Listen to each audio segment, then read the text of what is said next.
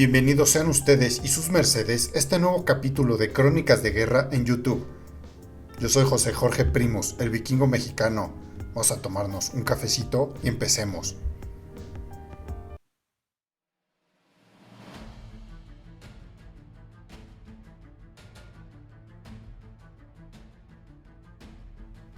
En el episodio de hoy tenemos a alguien especial en el canal. El segundo y último emperador en la historia de México, o al menos hasta ahora, Maximiliano de Habsburgo, o su nombre completo, Fernando Maximiliano José María de Habsburgo Lorena. Él fue una figura histórica, cuyo reinado fue corto pero memorable, y al morir fue de algún modo satanizado por el gobierno de Benito Juárez, como un tirano con hambre de poder. Pero para los que sabemos, aunque sea un poco de historia, Benito Juárez no es el presidente que se nos ha vendido desde nuestra niñez en los libros de texto, o hasta las babosadas que salen de la boca de nuestro actual presidente, Andrés Manuel López Obrador, que se considera a sí mismo un juarista. Y no lo digo yo, lo dice él mismo, porque digo, Juárez quería perpetuarse en el poder, lástima para él que se murió. Benito Juárez tal vez sea el monstruo que él mismo proyectó en Maximiliano. Ya saben, cosas de ególatras y gente un poco trastornada. Pero no estamos aquí para hablar de López Obrador o de Benito Juárez. Este episodio es todito de su majestad, el emperador Maximiliano. Maximiliano nació el 6 de julio del año 1832 en el Palacio de Schönbrunn, cerca de la ciudad de Viena, en Austria. Fue el segundo hijo del archiduque Francisco Carlos de Austria y la archiduquesa consorte Sofía de Baviera, y nieto del emperador reinante Francisco I de Austria, que gobernaba el imperio austrohúngaro. Y aquí todo normal, normal para la realeza europea del siglo XIX. Pero por ahí existía un rumor, un chismecillo.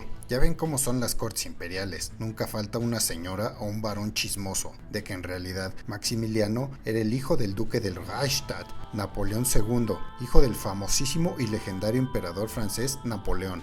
Pues la archiduquesa se había hecho muy cercana a Napoleón II, ya que este había sido criado en la corte de los Habsburgo, y cuando murió de tuberculosis, Sofía de Baviera estaba tan molesta que no pudo amamantar a Maximiliano, de solo 2 meses de edad. Vaya uno a saber la verdad. De nuevo, si Patti Chapoy hubiese tenido un programa de chismes faranduleros en aquella época, les hubiese regalado a sus fans horas y horas de entretenimiento sano e inocente. Ajá, sí, cómo no. Pero estos chismes no afectaron el crecimiento de Maximiliano, que pronto se transformó en un joven vivaracho y alegre, a pesar de crecer siempre a la sombra de su hermano mayor, el futuro emperador del imperio austrohúngaro, Francisco José. Este era profundamente serio, estricto y disciplinado, mientras que Maximiliano era más relajado, abierto y fantasioso, cumpliendo así la regla de los hermanos mayores y los menores. Y no lo digo yo, lo dice la ciencia. Maxi, como le decían en la corte, aunque era medio enfermizo, gozaba de una gran popularidad entre los nobles y llegó a ser el favorito de su madre, aunque no por ello la archiduquesa era menos estricta con él y fue educado en una rígida formación militar. Y también aprendió varios idiomas como el francés, inglés, polaco, italiano, aunado a sus lenguas natales, el alemán y el húngaro. Y también le apasionaba la literatura, la historia, el arte y la poesía. Vamos, era un estuche de monerías este Maximiliano, aunque también hay que apuntar que le gustaba gastar y vivir entre lujos. Al fin y al cabo no dejaba de ser un mirrey nacido con una cuchara de plata en la boca. En febrero de 1848 estalló la revolución de los italianos en el gran imperio austrohúngaro, una revolución que deseaba la unificación de todo el territorio del país de la bota bajo un gobierno italiano y echar a los gobernantes no italianos como los Habsburgo y los Borbones. Y los Habsburgo, en concreto, reinaban sobre los reinos de Lombardo, Módena y Toscana. El abuelo de Maximiliano, el emperador Francisco I, fue declarado incapaz para gobernar y era el momento de su hijo, el archiduque Francisco Carlos, para tomar el poder. Pero de una extraña manera, él declinó a favor de su hijo mayor y hermano de Maximiliano, Francisco José, y este pronto se aplicó para ser el mejor emperador que podía llegar a ser. Así que colocó a Maximiliano al mando de las operaciones militares, aunque a menudo se impresionaba al presenciar las ejecuciones de los enemigos de su hermano por un pelotón de fusilamiento. Francisco José había asegurado su lugar con fuego y sangre. Él era el emperador que su imperio necesitaba, y con Maxi a su lado, nada lo detendría. Pero Maximiliano era un alma libre y, como en la historia de Remy,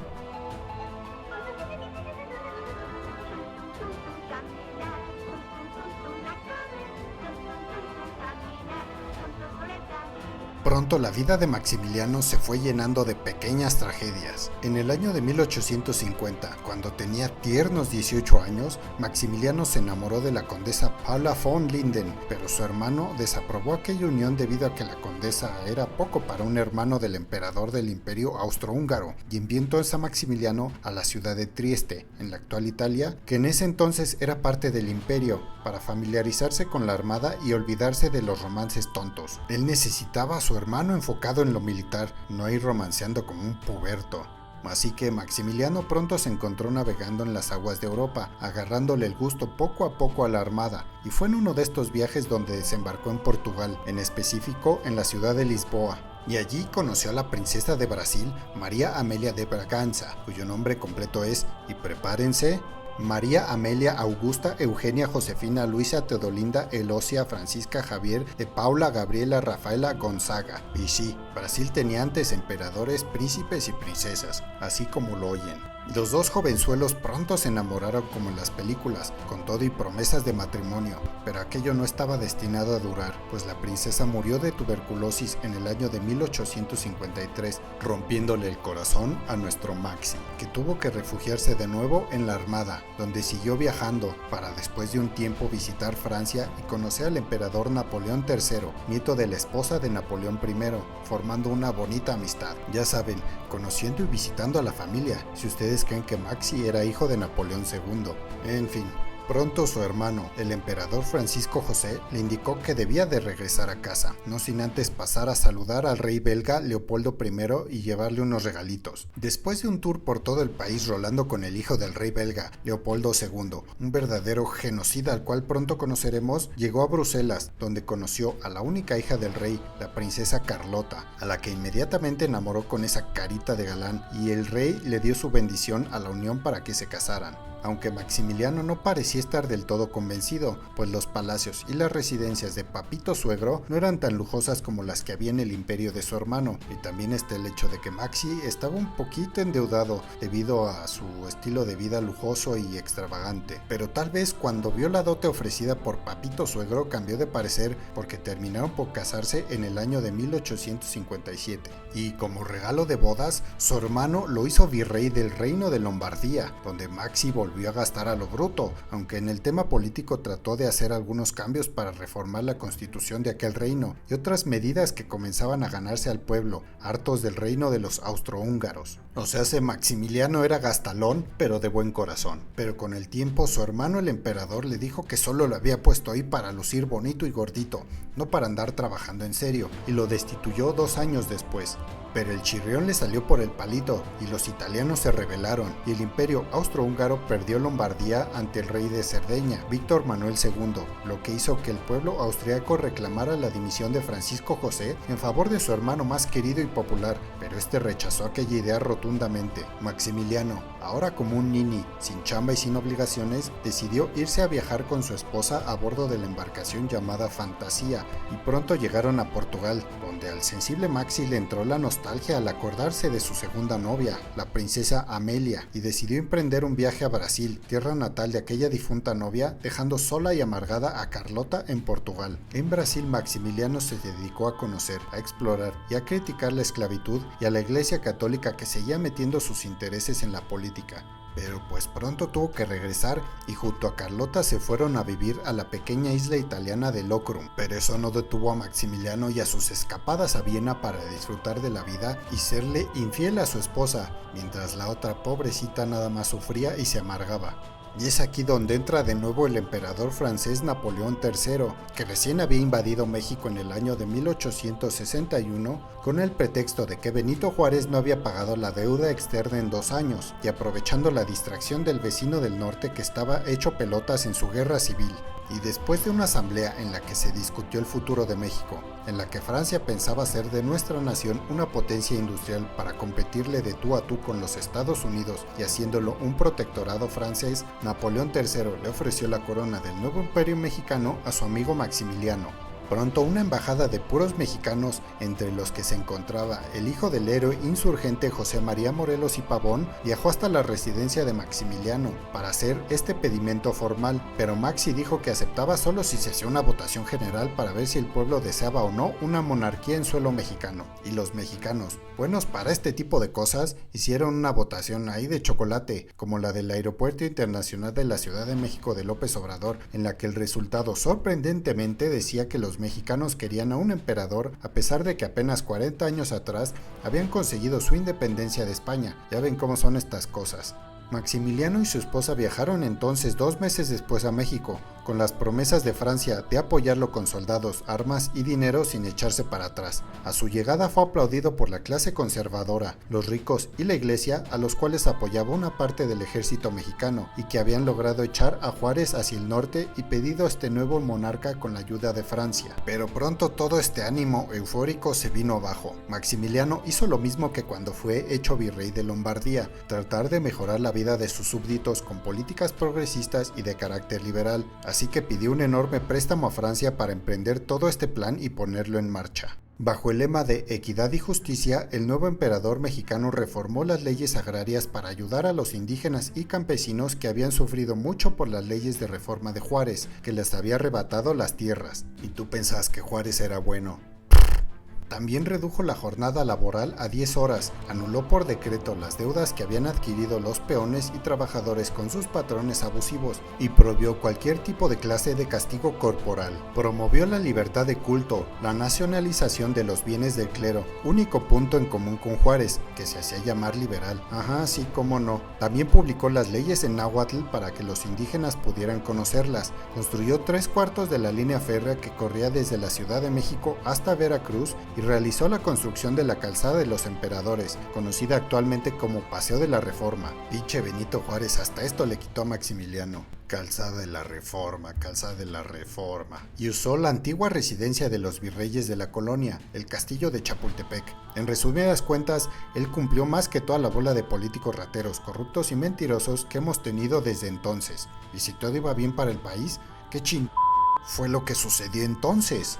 Bueno, en principio, los mismos que lo habían puesto como emperador, la clase conservadora, los ricos y la iglesia, estaban en contra de todas y cada una de las políticas de Maximiliano. ¿Cómo era posible que sus peones solo trabajaran 10 horas al día cuando podían trabajar, no sé, 18? ¿O por qué tendrían que pagarles más? Y si se portaban mal, ¿cómo estaba eso de que no podían golpearlos? ¿Cómo la iglesia tendría que separarse del Estado y sus bienes pasados al bien del pueblo? Si ustedes encuentran una similitud extraña entre lo que sucedió en ese entonces con lo que sucede ahora, se darán cuenta de que los que están en el poder y tienen el dinero y los medios de producción siguen siendo tan crueles e inhumanos como lo eran hace 150 años. Nada ha cambiado de verdad. Si Maximiliano hubiese existido en esta época, seguro votaría por él, sin siquiera pensarlo. ¿O acaso quieres a otro juarista? ¿O a otro del PRI, del PAN o del pinche partido que sea? Y también los liberales que apoyaban a Juárez lo consideraban como un enemigo extranjero, un invasor, y después los conservadores y la iglesia ya también estaban en su contra. Todos estaban en su contra. Se había quedado completamente solo. Y para acabarla de fregar, en el vecino país del norte se había acabado ya la guerra civil y los estadounidenses ya no estaban distraídos matándose los unos a los otros. Y entonces se enfocaron en lo que sucedía en México. Ya conocen la doctrina Monroe. América para los americanos. O lo que es lo mismo. Nadie puede meter manitas en territorio americano sino ser nosotros. Y entonces Benito Juárez. Aquí abro un pequeño paréntesis.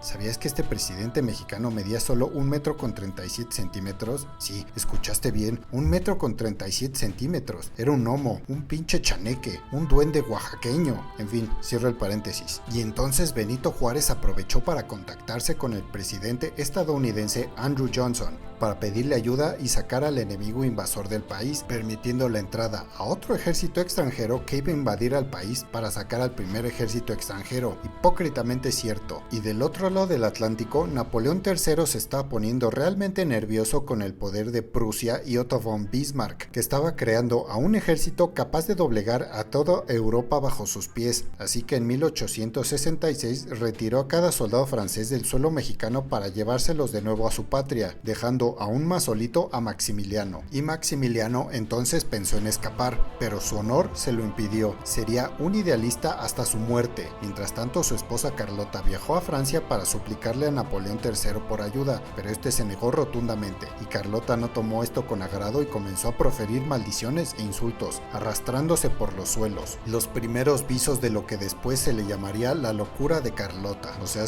problemas psicológicos. Y de regreso en México, la ciudad de Querétaro, en posesión del ejército imperial y donde Maximiliano había colocado su centro de operaciones, finalmente cayó después de un largo asedio por parte de las fuerzas liberales, y allí fue detenido Maximiliano junto a sus dos generales Miguel Miramón y Tomás Mejía, que le fueron leales hasta el fin. Poco después se celebró un juicio militar en el que los tres hombres fueron condenados a muerte, a pesar de las repercusiones que podría suceder por asesinar a un miembro de la familia imperial austrohúngara. Lo que Benito Juárez tenía de chiquito lo tenía de decidido. Y finalmente, el 19 de junio del año 1867, en el Cerro de las Campanas, fueron ejecutados primero los dos generales del emperador y después el mismo Maximiliano de Habsburgo, que antes de morir les ofrecía a cada uno de los soldados una moneda de oro para que dispararan bien y no le apuntaran a la cara, porque pues el Maxi era guapo. Aunque existe la versión de que Benito Juárez perdonó al emperador, pues masón no come masón, y Maximiliano terminó viviendo en el anonimato en El Salvador, haciéndose llamar a sí mismo Justo Armas. Vaya usted a saber lo que ocurrió en realidad, yo solo le digo lo que sé.